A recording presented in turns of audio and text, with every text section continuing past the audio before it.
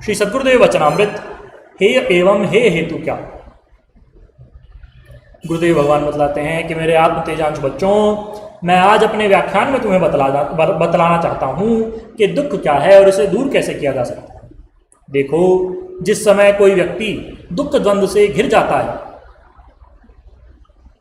तो उसके मुख से स्वतः ही निकलता है, हे भगवान, हे राम, मेरा इस दुख से पीछा छुड़ा दो। किंतु मनुष्य को यथार्थ में इस बात का ज्ञान नहीं कि ये दुख क्या है, इसकी उत्पत्ति कहाँ से हुई और इसे कैसे हटाया जाए। दुख के आधार के रूप में पतंजलि भगवान ने 5 क्लेशों का वर्णन किया।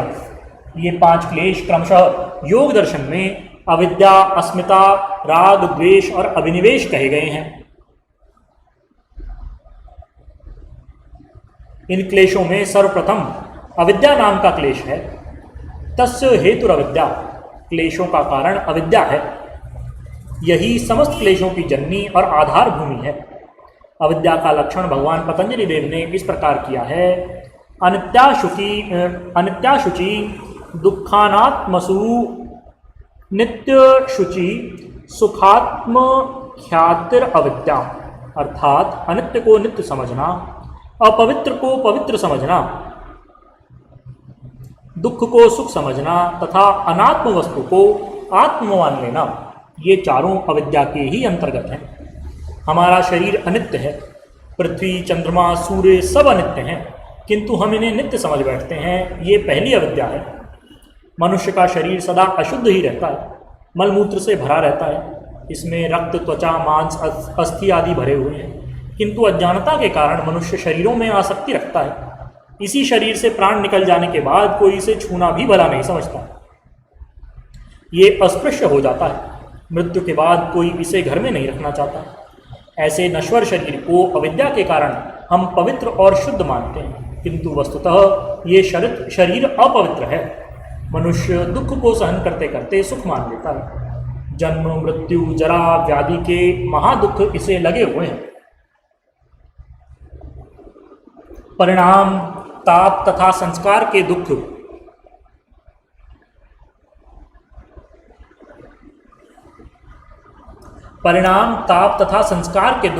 दुख देते रहते हैं। इसके अतिरिक्त गुण वृत्ति विरोध का दुख भी बड़ा दुख है। हर व्यक्ति अपने अपने गुण एवं स्वभाव के अनुसार बरतता है। इस कारण से लोगों के परस्पर विचार नहीं मिलते। पति पत्नी का, पिता पुत्र का, भाई भाई का, गुरु शिष्य का जहाँ मन नहीं मिलता वहाँ विरोध रहता ही है। जैसे संसार में हर व्यक्ति की शक्ल किसी दूसरे से नहीं मिलती, वैसे ही गुण वृत्ति के न मिलने से विरोध रहता है, जो दुख का कारण बनता है। इसलिए विवेकशील व्यक्ति संसार को सर्वमेव दुखम विवेकिनः के अनुसार दुख रूप ही देखता है। दूसरा क्लेश अस्मिता नाम का क्लेश है। दृग्दर्शन शक्त्योरेकात्मते व अस्मिता। दृग शक्ति पुरुष और दर्शन शक्ति बुद्धि। दृश्यते अनयेति दर्शनम। इन दोनों की एकात्मता का भासित होना दूसरा क्लेश है। इसी को जड़ चेतन की गांठ भी कहते हैं। चित्त में रहने वाला यह दूसरा अस्मिता नाम का क्लेश है। तीसरा क्लेश है राग। सुखानुशयी राग कह करके पतंजलि जी ने इसकी परिभाषा की है। सुख का अनुभव कर लेने के बाद उसकी चाह बनी रहे, इसी का नाम राग है। चौथा क्लेश द्वेष है। दुखानुशयी द्वेष, दुख अनुभूति होने के बाद उसके प्रति घृणा, क्रोध और वैर का भाव बनना द्वेष नाम का क्लेश कहा जाता है। ये राग द्वेष भी चित्त में रहने वाले कठोर क्लेश हैं। पांचवा क्लेश है मौत का भय, जिसे अभिनिवेश भी कहते हैं।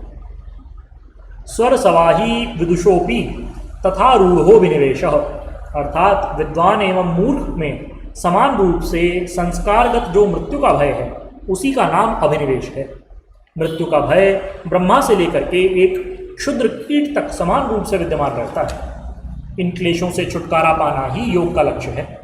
इन क्लेशों को हटाने का उपाय है ध्यान योग। ध्यान योग अथवा क्रिया योग के द्वारा सूक्ष्म तथा विवेक ख्याति से दग्ध बीज हो जाने पर क्लेश नष्ट हो जाते हैं। अविद्या आदि क्लेशों का जो हेतु है, कारण है, उसे हे हेतु कहते हैं। महर्षि पतंजलि देव ने एक सूत्र के द्वारा हे हेतु बतलाया है, जिसके अनुसार दृष्ट दृश्यो संयोग हे हेतु के सिद्धांत को समझाया है। दृष्टा चेतन पुरुष है जो चित्त का स्वामी होकर उसकी वृत्तियों को देखने वाला है। चित्त दृश्य है, ये समस्त संसार को दिखाता है। गुणों का परिमाण, शरीर, इंद्रियां तथा इसके विषय सब दृश्य वर्ग में ही आते हैं। कहने का तात्पर्य है कि चित्त और पुरुष का भोक्ता भोग्य संबंध है। ये संबंध या संयोग ही दुख का हेतु या कारण है। जब तक दृष्टा दृश्य का संयोग नहीं हटता तब तक इस संयोग का क्लेश रहेगा ही। असंप्रज्ञात समाधि का लक्ष्य है इस संयोग को हटा देना। इसी की निवृत्ति के लिए योगी जन हिमालय में साधनारत हैं। असंप्रज्ञात के दृढ़तर अभ्यास से ही योगी कैवल्य मुक्ति अथवा केवली भाव को प्राप्त होते हैं। अस्तु, मैं अपने व्याख्यानों में तुम्हें बार बार इस बात को समझाता हूँ कि साधक को क्रियाशील बने रहना चाहिए। जो मनुष्य साधनारत रहता है उसके मार्ग में विघ्न बाधाएं नहीं आती, यदि आती भी हैं तो हट जाती हैं। मैं तुम्हें स्वाध्याय अर्थात मंत्र जप और ध्यानाभ्यास की आज्ञा देता रहता हूँ। 2 घंटे मंत्र जप और 1 घंटा ध्यान में बैठने की आज्ञा तुमको देता हूँ। स्वाध्याय किसे कहते हैं ये मैं तुम लोगों को समझाता हूँ। प्रणवादि पवित्राणाम जपः स्वाध्याय, अर्थात ओंकार आदि पवित्र भगवान नाम का जप करना स्वाध्याय कहलाता है। गुरु मंत्र का जप इसी में आता है। मोक्षा शास्त्राणाम अध्ययनम व स्वाध्याय, मोक्षदायक शास्त्रों का पठन मनन भी स्वाध्याय है। जो शास्त्रोक्त विधि से स्वाध्याय का अवलंब लेते हैं उन्हें जल्दी ही समाधि लाभ होता है। मंत्र जप के कई भेद मैंने तुम्हें बतलाए। एक तो बोल बोल कर जप होता है, किंतु जोर जोर से बोलकर मंत्र जप करना अच्छा नहीं, क्योंकि उच्चारण करने से मंत्र की शक्ति क्षीण होती है।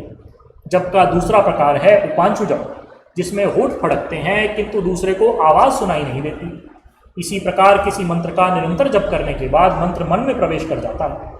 स्वाध्यायाभ्यसन की तीव्र साधना के द्वारा स्फुट प्रज्ञालोक होने लगता है और योगी संप्रज्ञात समाधि की ओर अनायास प्रवेश पा जाता है। मंत्र मनोगत होने के बाद धीरे धीरे बुद्धि में प्रवेश कर जाता है और साधक ऋतंभरा प्रज्ञा की स्थिति को प्राप्त हो जाता है। स्वाध्याय और ध्यान योग से ही परमात्मा का प्रकाशन होता है। ध्यान योग के निरंतर अभ्यास से चित्त में सतोगुण का पूर्ण विकास हो जाएगा। यदि बीच में शरीर छूटे भी तो मुक्ति पर्यंत नर देह मिलती रहेगी और अंत में कल्याण भाजन बन ही जाओगे। इसलिए मेरी बातों को सुनकर के अपने आप को योग मार्ग में लगाओ, यही कल्याण का मूल साधन है। ऐसा करोगे तो प्रभु जी की कृपा होगी और सबका भला होगा। बार बार आशीर्वाद। बोलिए श्री सद्गुरुदेव भगवान की जय। परम प्रभु श्री रामलाल जी महाराज की जय। योगिराज अनंत स्वामी श्री चंद्रमोहन जी महाराज की जय। श्री सदाशिव भगवान की जय। श्री वृंदावन बिहारी लाल की जय।